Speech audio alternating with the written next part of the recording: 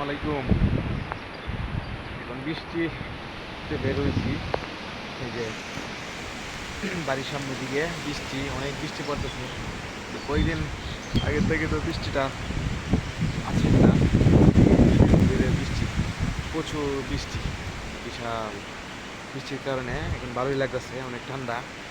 আগে তো অনেক গরম আছে, গরমে তো অনেক মানুষ গরমে ভালো মতে খাইতে পারছে না, ঘুমাইতে পারছে না ঠিক মতে, কারেন্ট থাকে না, বিদ্যুতের সমস্যা করছে।